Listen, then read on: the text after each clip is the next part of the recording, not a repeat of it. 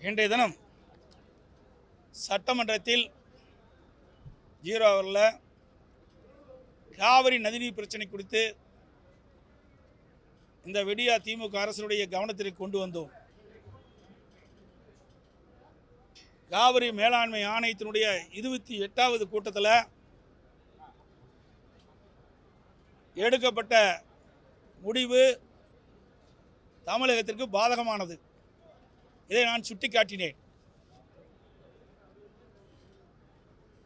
காவிரி நடுவர் மன்றம், அதாவது உச்ச நீதிமன்றம் அளித்த தீர்ப்பு, காவிரி நடுவர் மன்றம் காவிரி வாட்டர் டிஸ்பியூட் ட்ரிபியூனல் அளித்த தீர்ப்பின்படி உச்ச நீதிமன்ற தீர்ப்புக்கு உட்பட்டு செயல்படுவதற்கு மட்டும்தான் காவிரி மேலாண்மை ஆணையம், Kaveri water management authority, Kaveri நீர் முறைப்படுத்தும் குழு, காவிரி வாட்டர் ரெகுலேஷன் கமிட்டி அமைக்கப்பட்டது.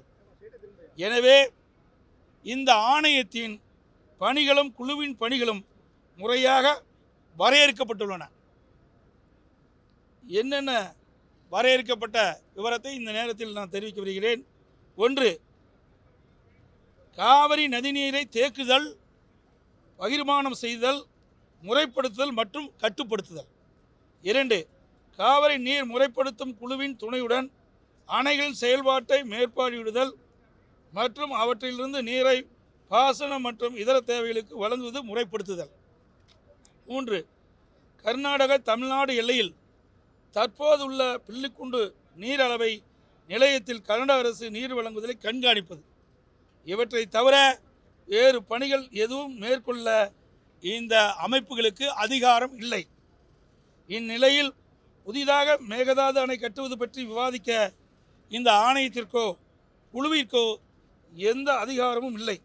அதனால்தான் அம்மாவுடைய அரசு இருக்கின்ற பொழுது கர்நாடக அரசு மேகதாது அணை கட்டுவது குறித்து விவாதத்தை ஆணையத்திடம் கொண்டு வர பல முயற்சிகள் மேற்கொண்ட போதும் அதை விவாதிக்கும் அதிகாரம் ஆணையத்திற்கு இல்லை என்று, இதனை விவாத பொருளாக சேர்க்கக்கூடாது என்று கடுமையாக எதிர்த்து அதை தவிர்த்தோம்.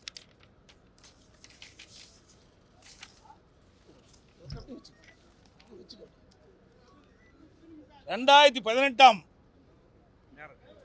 மேகதாது அணை குறித்து பிரச்சனை மத்திய நீர்வள கமிஷன் பார்வைக்கு சென்றபோது, அதாவது கர்நாடக அரசு மேகதாது அணை கட்ட விரிவான திட்ட அறிக்கை தயாரிப்பதற்காக மத்திய நீர்வள கமிஷனுக்கு கடிதம் அனுப்பப்பட்டது. அந்த கடிதத்தை மத்திய நீர்வள கமிஷன் காவிரி மேலாண்மை ஆணையத்துக்கு அனுப்பப்பட்டது. அப்பொழுதுதான் 5/12/2012 மத்திய நீர்வள கமிஷன் என்ற இயக்குனர் மீது உச்சநீதிமன்றத்தில் நீதிமன்ற அமைப்புகளுக்கு நாங்கள் தொடர்ந்தோம். ஏன்னா உச்சநீதிமன்றம் அளித்த தீர்ப்புக்கு எதிராக செயல்பட்ட காரணத்தினால்தான் உச்சநீதிமன்றத்தில் அந்த மத்திய நீர்வள கமிஷன் என்ற இயக்குனர் மீது நாங்கள் அவதூறு வழக்கே தொடர்ந்தோம். இன்னும் அந்த வழக்கு நிலுவையில் இருக்குது. அந்த வழக்கு தொடர்ந்திருந்து காவிரி மேலாண்மை ஆணையத்தில் இந்த மேகதாது பொருள் கொடுத்து பாதிக்கவோ அல்லது எந்தவித செயல்பாடும் கொண்டு வரல. அது வரைக்கும் தடுத்து நிறுத்தப்பட்டது. ஆனால் திராவிட முன்னேற்றங்களை ஆட்சி வந்த பிறகு 1/2/2024 அன்று ஆணையத்தின் வரையறுக்கப்பட்ட பணி வரம்புக்கு அப்பாற்பட்டு மேகதாது அணை கட்டுவது பற்றி விவாதத்தை 28வது காவிரி மேலாண்மை ஆணை கூட்டத்தில் அனுமதிச்சிட்டாங்க. இந்த அரசாங்கம் வந்த பிறகு இந்த ஆணையத்து கூட்டத்தில் மேகதாது அணை பொருள் குறித்து விவாதிக்கிறாங்க. மேகதாது பற்றிய விவாதம் நமது எதிர்ப்பை மீறி செயல்பட்டிருந்தால் உடனடியாக இவர்கள் அனுப்பிய அதிகாரிகள் என்ன செஞ்சுருக்கணும்? உடனே அந்த கூட்டத்திலிருந்து வந்திருக்க வேணும், வெளிநடப்பு செஞ்சுருக்கணும், எதிர்ப்பு தெரிவிச்சிருக்கணும். ஆனால் அவர்கள் அந்த கூட்டத்தில் கலந்து கொண்டு ஒரு இக்கட்டான சூழ்நிலை ஏற்படுத்தி விட்டாங்க. இப்போது ஆணையம் அந்த அதிகார வரம்புக்கு சம்மதமில்லாத மேகதாது அணை கட்டுவது குறித்து கருத்தை மத்திய நீர்வள கமிஷனுக்கு, சென்ட்ரல் வாட்டர் கமிஷனுக்கு பரிந்துரை செய்துள்ளது. இதுவரைக்கும் நான் ஏற்கனவே சட்டமன்றத்தில் நீர்வளத்துறை அமைச்சருடைய கவனத்துக்கு கொண்டு வந்தோம். அவர் பதிலை சொன்னார்.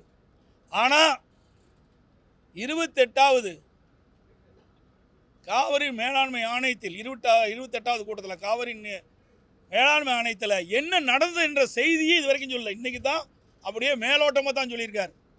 ஆகவே இது அன்றைய தினம் எடுக்கப்பட்ட முடிவின்படி காவிரி வேளாண்மை ஆணையம் மத்திய நீர்வள கமிஷனுக்கு அனுப்பியிருக்கிறாங்க. அந்த மத்திய நீர்வள கமிஷன் ஏதாவது முடிவெடுத்து விட்டால் அங்கே அணை கட்டின்ற ஒரு சூழ்நிலை ஏற்பட்டு விடும் என்ற அச்சத்தின் அடிப்படையில் நாங்கள் இன்றைய தினம் 0 அவர்கள் இதை எழுப்பினோம். ஏன்னா கர்நாடக அரசு அண்மையில் நடந்த சட்டமன்ற பேரவையில் அதனுடைய முதலமைச்சர் மேகதாதுவில் அணை கட்டுவதற்கு நிதி ஒதுக்கீடு செய்ததாக தெரிவிச்சிருக்கிறார். அங்கே நிதி ஒதுக்கீடு செஞ்சிருக்கிறாரு. இங்கே காவிரி மேலாண்மை ஆணையத்தில் அங்கே ஒரு முடிவு எடுக்கப்பட்டு சென்ட்ரல் வாட்டர் கமிஷனுக்கு அந்த முடிவை தெரிவிச்சிருக்கிறாங்க. இப்படிப்பட்ட நிலைமையில் இந்த அரசாங்கம் உடனடி நடவடிக்கையில் இறங்கி இருக்கணும். ஆகவே காவிரி மேலாண்மை ஆணையத்துக்கு எந்த அதிகாரம் கிடையாது. அவர் நான் சொன்ன அந்த 3 அடிப்படையில் தான் அது நடக்க வேணும். அதுக்கு மீறிய செயல் என்று சொல்லி சட்டமன்றத்தில் இதற்கு ஒரு கண்டன தீர்மானத்தை கொண்டாந்து நிறைவேற்றி உச்சநீதிமன்றத்தில் வழக்கு தொடர்ந்து தான் இந்த அரசு சரியாக செயல்பட்டுன்னு நினைக்கலாம். அதில் எந்தவித பணியும் மேற்கொள்ள. ஆகவே சட்டமன்றத்தில் 28வது கூட்டத்தில் காவிரி மேலாண்மை ஆணையத்தில் எடுக்கப்பட்ட முடிவு சரியில்லை அப்படியே ஒரு கட்டண தீர்மானத்தை நிறைவேற்றியிருந்தால் இந்த அரசை நாங்கள் பாராட்டியிருக்கோம். அதுவும் செய்யலை. அது நிறைவேற்ற பிறகு உச்சநீதிமன்றத்தில் போய் வழக்கு அதுவும் செய்யலை.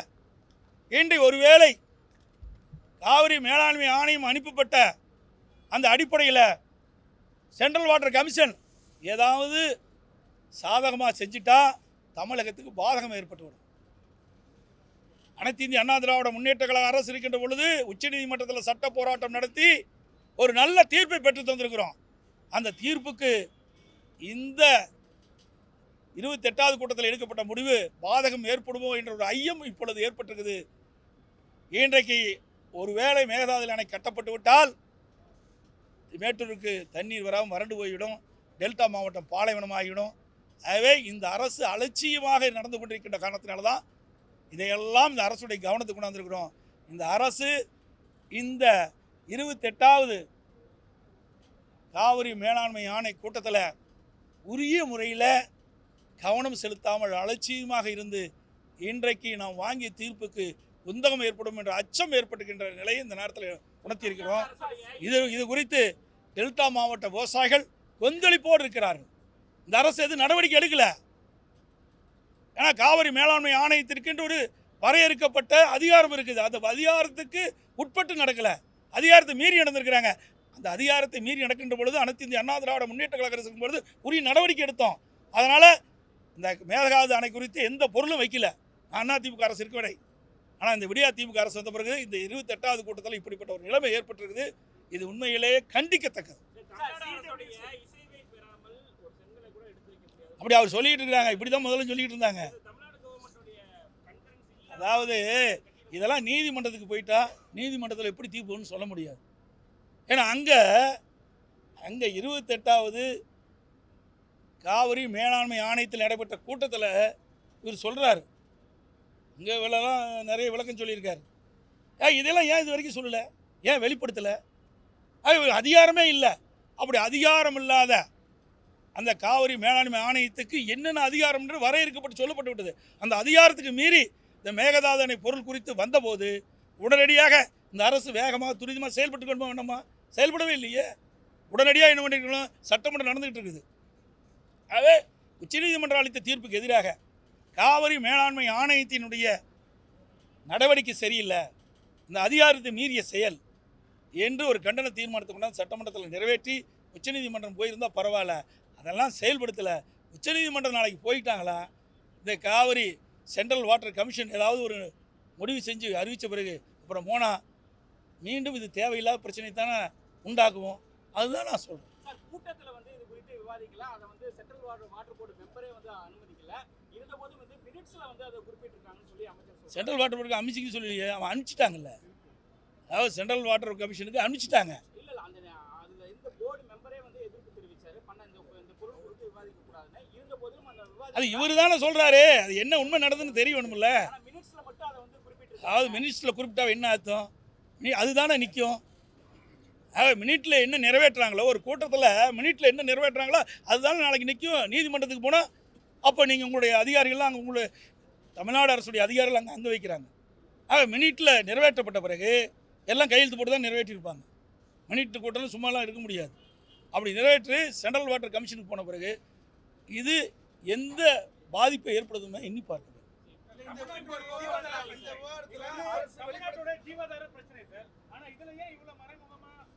அதைத்தான் நான் சுட்டி காட்டுறேன். ஏன் இவ்வளோ மறைமுகமாக இருக்கிறீங்க? காவிரி மேலாண்மை ஆணையத்திற்கு இன்னென்ன அதிகாரம் தான் வரையறுக்கப்பட்டு ஒடுக்கப்பட்டு விட்டது. அதன்படி தான் நடந்துகிட்டு இருக்கிறாங்க. இதை மீறி வருகின்ற போது நாங்கள் நீதிமன்ற அவமதிப்புகளுக்கு தொடர்ந்து நீதிமன்ற அவமதிப்பு நிலுவையில் இருக்குது. அப்போ இருந்த காரணத்தினால தான் இந்த பொருள் குறித்து எதுவுமே வைக்கல. அதிமுக அரசு இருக்க வரைக்கும் மேகதாது அணை குறித்து இந்த காவிரி மேலாண்மை ஆணையத்தில் எந்த பொருள் வைக்கல. ஆட்சி மாற்றம் வந்த பிறகு, இந்த அரசு வந்த பிறகு இப்போ இந்த பொருள் வச்சுருக்காங்கன்னா சந்தேகம் ஏற்படுது.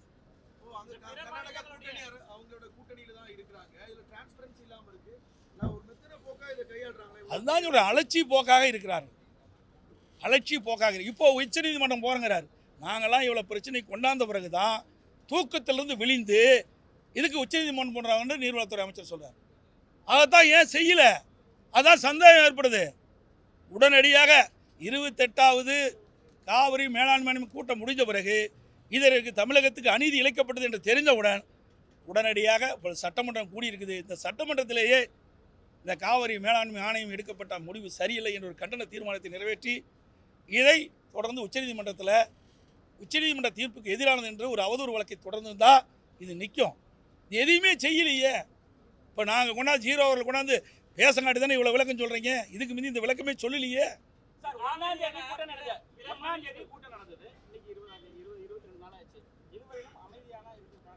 அதுதாங்க இந்த அரசு செயல்படும் நாங்கள் பார்த்தோம். இந்த அரசாங்கம் இதற்கு ஏதாவது நடவடிக்கை எடுக்கணும் பார்க்கணும். ஏன்னா ஒரு அரசாங்கம் தானே எடுக்கணும். இந்த அரசாங்கம் தூங்கிக்கிட்டு இருக்குது. இந்த அரசாங்கம் அலட்சியமாக இருக்குது. இந்த அரசாங்கம் விவசாயிகளுக்கு விரோதமாக செயல்படுகிறது. ஆகவே தான் இது குறித்து அவையுடைய கவனத்துக்கு கொண்டாந்து இனியாவது இந்த அரசு நடவடிக்கை எடுக்க வேண்டும். அலட்சிய போக்கை விட்டுவிட்டு தமிழ்நாட்டு நலன் கருதி, விவசாயியுடைய நலன் கருதி, டெல்டா பாசன விவசாயிகள் நலன் கருதி 20 மாவட்ட மக்களுக்கு குடிநீர் ஆதாரம் வழங்குவது காவிரி நீர். இப்படிப்பட்ட முக்கியமான ஜீவநதியாக இருக்கின்ற காவிரி நீர் வறண்டு விடக்கூடாது என்பதற்காகத்தான் நாங்கள் 0 அவரில் இந்த இதை எழுப்பணும், இந்த விஷயத்தை எழுப்பணும். இன்றைக்கு விவசாயிகள் மத்தியில் ஒரு பெரிய கொந்தளிப்பு ஏற்பட்டுள்ளது. விவசாய சங்கத்தை சேர்ந்தவங்களாம் என்னிடத்தில் நாடிக்கொண்டிருக்கின்றார்கள். இது குறித்து எங்களுடைய தலைமை முடிவு செய்யும்.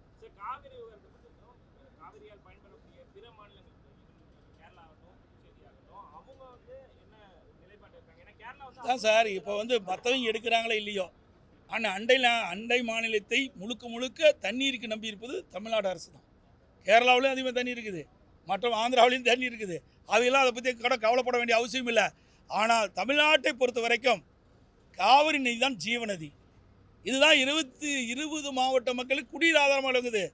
டெல்டா பாசன விவசாயிகள் அதிகமாக பாசனம் பெறுகின்ற பகுதி காவிரி நீர் தான். ஜீவநதிக்கு இப்படிப்பட்ட ஒரு ஆபத்து ஏற்படுகின்ற பொழுது இந்த அரசு அலட்சியமாக இருக்கிறது கண்டிக்கத்தக்கது. இதற்குண்டான முயற்சி இந்த அரசு எடுக்கவில்லை. இதனால் விவசாய சங்கங்கள்லாம் இன்றைக்கி டெல்டா பாசன விவசாயிகள், காவிரி பாசனம் இருக்கின்ற விவசாயிகள்லாம் கொந்தளிப்போடு இருக்கிறாங்க. ஆக இந்த அரசு அலட்சியமாக இருந்த காரணத்தினால் இந்த அரசுடைய கவனத்துக்கு மட்டுமில்லை, தமிழ்நாட்டுடைய நலனை கருது, விவசாயியுடைய நலனை கருது, பொதுமக்களுடைய கருது அனைத்து இந்திய அண்ணா திராவிட முன்னேற்ற கழகம் பிரதான எதிர்க்கட்சி என்ற முறையில் இந்த 1/2/2020 நடந்த கூட்டத்தை கூட இதுவரைக்கும் எடுக்காத காரணத்தினால தான் இந்த 0 அவர்களை கொண்டு இதை முறையாக அரசுடைய கவனத்துக்கு கொண்டு இதுக்கு நடவடிக்கை எடுக்க வேண்டும். இந்த அரசை கண்டிக்கிறோம். இந்த அரசு இன்னும் தூங்கி கொண்டு இருக்காமல் விவசாயிகளுக்கும் பொதுமக்களுக்கும் விரோதமாக செயல்படுவதை தவிர்த்து இதை செயல்பட வேண்டும். ஏன்னா இந்திய கூட்டணியில் அங்கே வைக்கிறாங்க. இப்போ கூட சொல்கிறாங்க நெருக்கமாக இருக்குங்கிறாங்க. இன்றைக்கி அங்கே இருக்கிற கர்நாடக முதலமைச்சரும் தமிழ்நாட்டில் இருக்கிற அமைச்சரும் நெருக்கமாக இருக்கிறாங்க. அப்படி நெருக்கமாக இருக்கின்ற பொழுது இப்படிப்பட்ட பிரச்சனை வருகின்ற பொழுது ஏன் செயல்படலை? அதுதான் சந்தேகத்தை எழுப்புது. இதுதான் ஒரு ஜீவநதியாக இருக்கின்ற காவிரிக்கு ஆபத்து வந்துவிடுமோ என்ற நிலைப்பாடு தமிழக மக்களிடத்தில் இருக்குது, விவசாயிடத்தில் இருக்குது. ஒட்டுமொத்த இன்றைக்கி எல்லா கட்சியுமே எதிர்கட்சியெல்லாம் பேசுனாங்களே, அவருடைய கூட்டணி இருக்கிற கட்சியில் கூட பேசுனாங்களே. ஆகவே இந்த அரசு மெத்தனை போக்கை விட வேண்டும், அலட்சிய போக்கை விட வேண்டும். ஆகவே இந்த அரசு இதிலே முழு கவனம் செலுத்தாத காரணத்தினால தான் இந்த காவிரி பிரச்சனைக்கு இது வரைக்கும் துன்பத்தை சந்தித்தோம். அதிமுக அரசு தான் இதுக்கு விடிகாலம் பிறச்சது. அதை கூட இன்னைக்கு காப்பாற்ற தவறிய விடியா திமுக அரசு கண்டித்து வெளிநடப்பு செய்யும்.